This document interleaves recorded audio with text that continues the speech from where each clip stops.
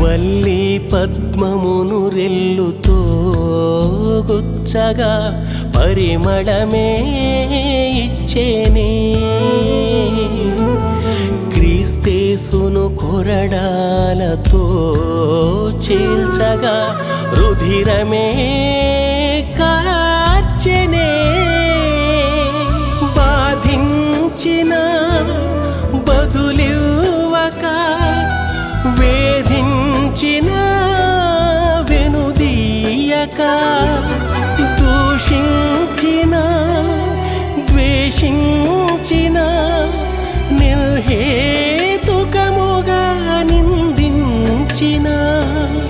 తన బ్రతుకు కాలమంతా మహారోదనే అంతా